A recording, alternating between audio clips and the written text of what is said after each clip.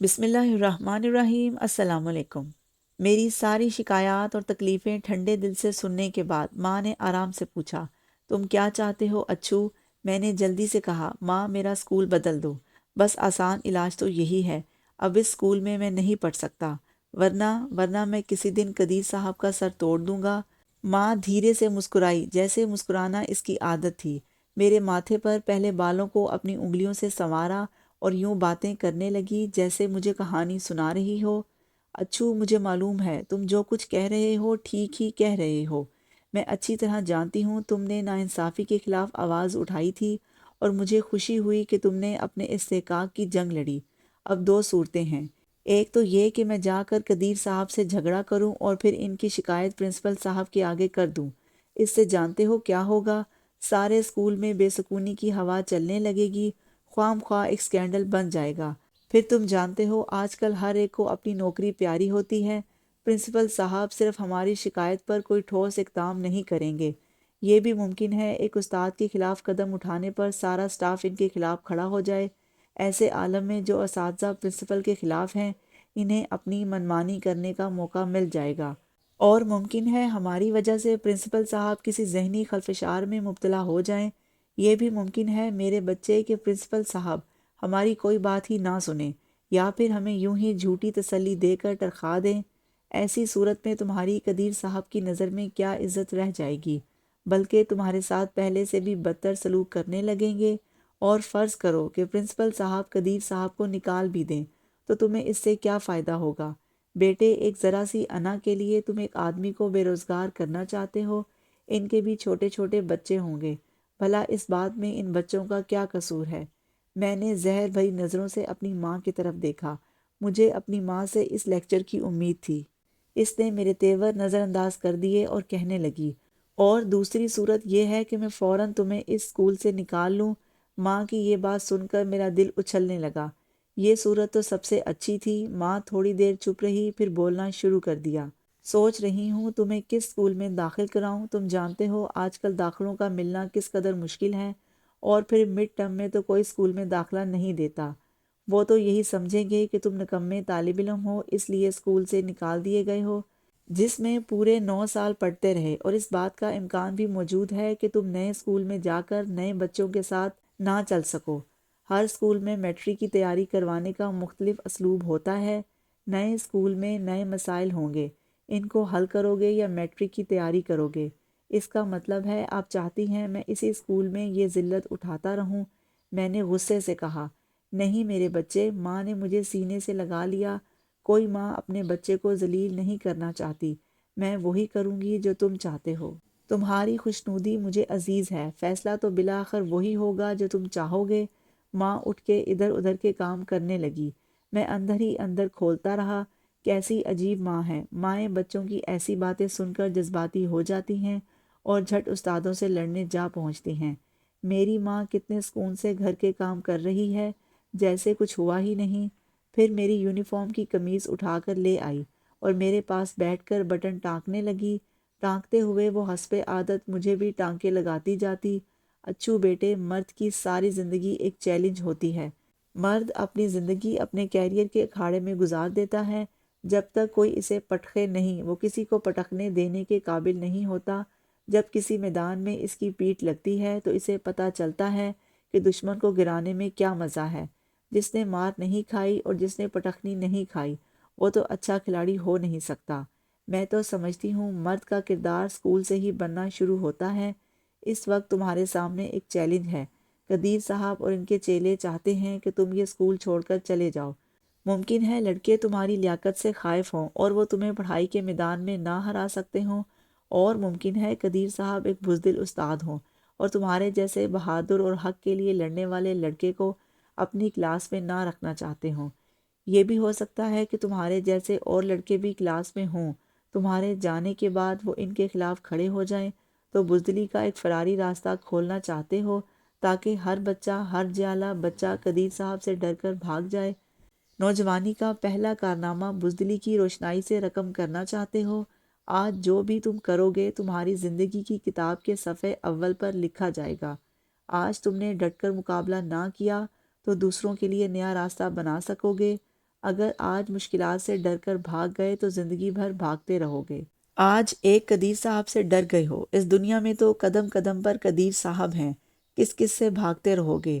اور ہر آدمی جو طبیعتاً بزدل ہو جائے وہ زندگی کے کسی موڑ پر بہادر نہیں بن سکتا۔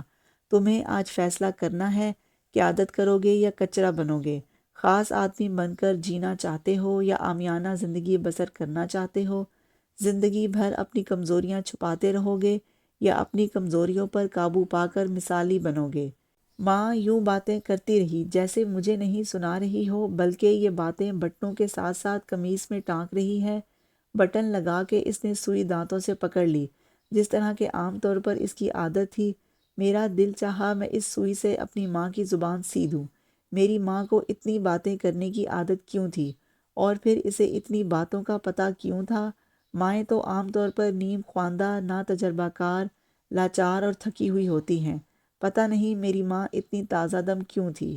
قمیض طے کر کے وہ کھڑی ہو گئی۔ اس نے سوئی منہ سے نکال کے دھاگے کی ریل میں اڑا دی اور قمیض اٹھا کے میری الماری میں رکھنے چلی گئی، لیکن اس کا منہ بند پھر کھل گیا۔ مجھے تو صرف اس خیال نے زندہ رکھا ہوا ہے کہ میں ایک نہایت ذہین اور تیز ترار بچے کی ماں ہوں، اور ایسا بچہ جو دنیا کے ہر چیلنج کو قبول کرنے کی اہلیت رکھتا ہے، جو اپنے مخالفوں کو پٹخنیاں دے سکتا ہے اور دشمنوں کو اپنے حسن اخلاق سے دوست بنا سکتا ہے۔ اوہو، میری آنکھوں میں آنسو بھر آئے۔ ایک یہی طریقہ ہے میرے چاند کہ تم جا کر قدیر صاحب کی ساری غلط فہمیاں دور کر دو۔ وہ استاد ہیں، ان سے معافی مانگ لو۔ کہہ دو کہ سر آپ کو میرے بارے میں سب کچھ غلط بتایا گیا ہے، میں بدتمیز اور گستاخ نہیں ہوں۔ پھر ان کی کلاس میں اتنا اچھا کام کرو، اتنی خوش کلامی سے رہو، ان کا اتنا احترام کرو کہ وہ اپنے رویے پر خود شرمسار ہو جائیں۔ پھر ایک دن ایسا آ جائے جب تم ان کے منظور نظر بن جاؤ گے۔ اف، یہ کس قدر ناممکن تھا۔ میری ماں کو ہمیشہ ہتھیلی پر سرسوں جمانے کی عادت تھی۔ چندہ، تمہاری فتح یہ ہے کہ ایک دن تم قدیر صاحب کی نظر میں سب سے اچھے ہو جاؤ اور سب لڑکے تمہیں اپنا آئیڈیل سمجھ لیں۔ ایک یہی حل ہے اس مسئلے کا، اگر تمہیں منظور ہو تو، اگرچہ مشکل ہے، مگر مردوں کو ہمیشہ مشکل راستے کا انتخاب کرنا چاہیے۔ ڈر جانا اور میدان چھوڑ کے بھاگ جانا عورتوں کا کام ہے۔ میرے ماتھے کے بل گہرے ہوتے گئے اور ماں کا لہجہ نرم ہوتا گیا۔ میری صورت دیکھ کر بولی، چندہ، میں تمہیں مجبور نہیں کرتی، میرے بچے ہوگا وہی جو تم چاہتے ہو۔ میں نے ویسے ہی حالات کا ایک جائزہ لیا تھا۔ تھوڑے دنوں تک سوچ کے مجھے بتا دو، اب تم کون سے اسکول میں جانا پسند کرو گے؟ میں میری طرف سے ہر ممکن کوشش کر کے تمہیں اس اسکول میں داخلہ دلوا دوں گی۔ میں کئی دن تک منہ پھلائے پھلائے بے دلی سے اسکول جاتا رہا۔ پھر ایک دن میں نے ماں کی بات پر غور کیا تو مجھے اس میں صداقت نظر آئی۔ یہ سب بھی غلط فہمی کی وجہ سے ہو رہا تھا جو میرے مخالف لڑکوں نے قدیر صاحب کے دل میں پیدا کر دی تھی۔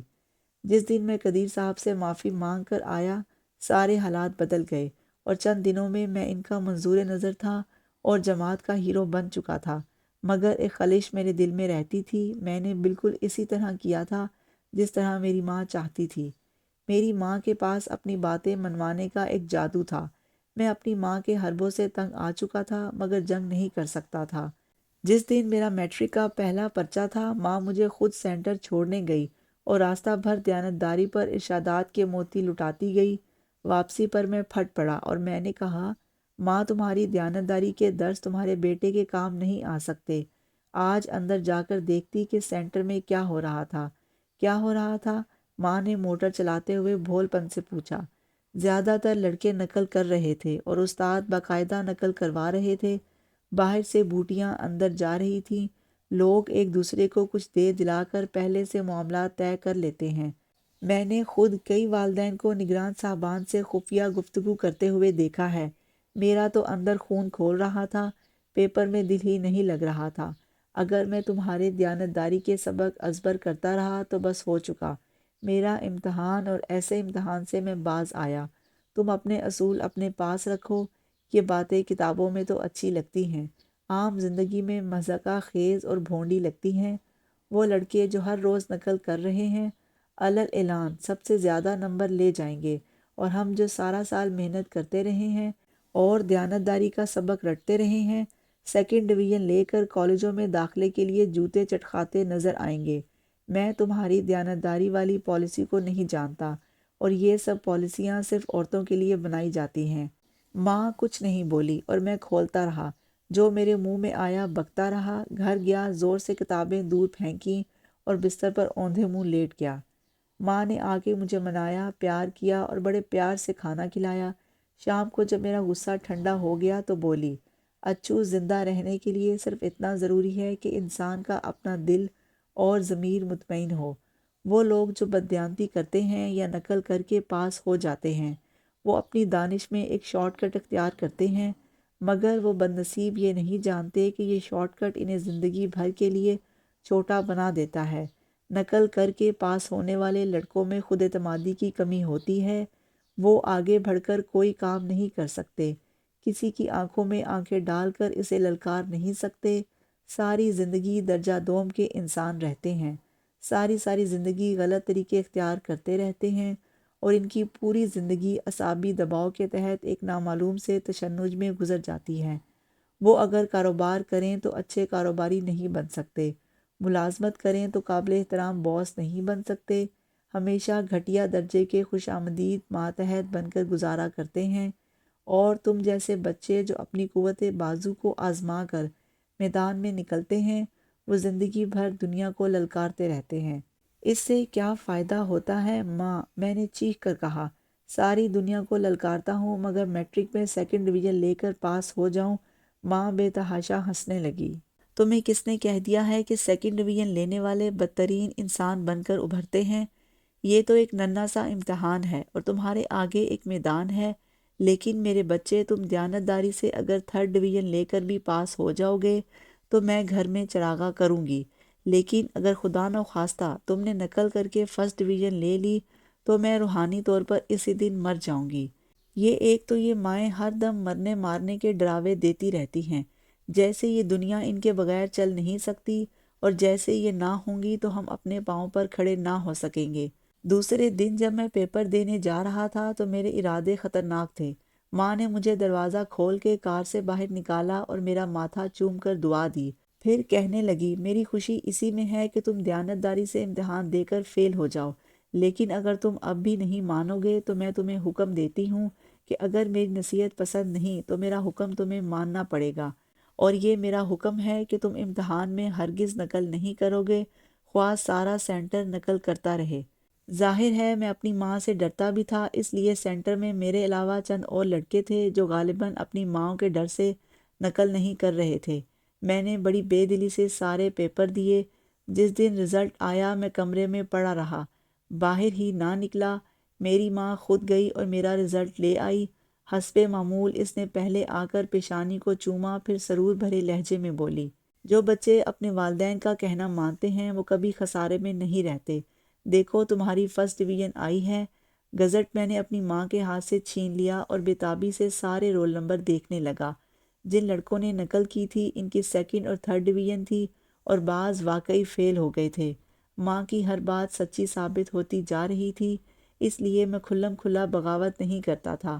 میرے لاشعور میں کہیں یہ گرہ پڑ گئی تھی کہ ماں کا کہنا نہیں ٹال سکتا۔ ایک فرمانبردار بیٹے کی طرح چپ چاپ ماں کے ہر حکم کے آگے گردن ڈال دیتا۔ شاید یہیں سے اس نفرت کی ابتدا ہوئی تھی جس کو میں کبھی کوئی نام نہیں دے سکا۔ یہ ان دنوں کی بات ہے جب کالج کی زندگی نے مجھ پر اپنا رنگ چڑھانا شروع کر دیا تھا۔ پھر وہ زمانہ کچھ عجیب سا ہوتا ہے، کبھی تو یوں لگتا ہے ساری دنیا اپنی مٹھی میں ہے، اور کبھی یوں لگتا ہے ساری دنیا ایک بند مٹھی کی طرح ہے، اور اپنا تمام تر زور لگانے کے بعد اس مٹھی کو کھول کر دیکھنے کو جی چاہتا ہے کہ اس کے اندر کیا ہے۔ میرا دوستانہ کچھ اچھے قسم کے لڑکوں سے نہیں ہوا تھا۔ اچھی قسم کے لڑکے کالج کی وہ نعمت ہوتے ہیں جو کلاس اٹینڈ کرنے کی خاطر آتے ہیں، اساتذہ کو خوش رکھنا چاہتے ہیں، کالج میں ناموری چاہتے ہیں، اس لیے کتابوں سے آگے ان کا کوئی جہاں نہیں ہوتا، باقاعدگی سے نوٹس لکھتے ہیں اور دل جمی سے ہر لیکچر اٹینڈ کرتے ہیں۔ مگر مجھے دوسری قسم کے لڑکے پسند تھے، خوش باش اور بے فکر لڑکے جو کالج میں اس طرح آتے تھے جیسے انہوں نے بندشوں کی سب بیڑیاں کاٹ ڈالی ہوں، پڑھائی کے علاوہ انہیں ہر بات سے سروکار ہوتا ہے، یہ بات جاننا چاہتے ہیں، جن کے سامنے تجربات کا ایک جہاں ہوتا ہے، بھلے دنیا ان کو آوارہ کہتی رہے۔ جتنی جلدی وہ مرد بن جاتے ہیں پڑھاکو قسم کے لڑکے نہیں بن سکتے۔ میں مرد بن کر اس دنیا میں رہنا چاہتا تھا، اس لیے ان کے گروپ میں شامل ہو گیا۔ ایک دن جب میں اپنی ماں کے سامنے بیٹھا کھانا کھا رہا تھا اور ماں مجھے غور سے دیکھ رہی تھی، یکا یک کہنے لگی، دنیا میں دو قسم کے انسان ہوتے ہیں۔ میں نے ہاتھ روک کر ماں کی طرف دیکھا۔ میری ماں پر پھر باتیں کرنے کا دورہ پڑنے والا تھا۔ ایک وہ لوگ جو دنیا کو اپنے اشارے پر چلاتے ہیں اور دوسرے وہ جو دنیا کے اشارے پر چلتے رہتے ہیں۔ گو دنیا کو اپنے اشاروں پر چلانے والے لوگ بہت کم ہوتے ہیں، مگر دنیا ان کو پسند کرتی ہے، ان کی غلام بن جاتی ہے۔ کوشش تو ہر انسان کی یہی ہونی چاہیے کہ وہ دنیا کے اشاروں کا غلام نہ ہو بلکہ دنیا اس کی غلام ہو۔ ماں کو فلسفے بگاڑنے کی بڑی عادت تھی اور میں انسنی کر کے بیٹھا رہتا تھا۔ ماں سے بچنے کا یہی آسان طریقہ تھا۔ جب بچہ نیا نیا چلنا سیکھتا ہے تو دوسرے چلنے والوں کی نقل کرتا ہے۔ پتہ نہیں ماں کیا کہنا چاہتی تھی۔ تھوڑی دیر خاموش رہ کر بولی، ایک ماں کی دکھ بھری داستان ابھی جاری ہے۔ آج اس کہانی کا دوسرا حصہ آپ لوگوں نے سنا۔ اپنی رائے کا اظہار ضرور کیجیے گا۔ اس کے مزید 4 حصے سننے کے لیے میرے ساتھ رہیے۔ میرے چینل کو سبسکرائب کریں اور بیل آئیکن کو ضرور پریس کریں تاکہ میری آنے والی ہر ویڈیو کا نوٹیفیکیشن آپ کو مل سکے۔ میری دعا ہے اللہ آپ کو آسانیاں عطا فرمائے اور آسانیاں تقسیم کرنے کا شرف عطا فرمائے۔ جزاک اللہ۔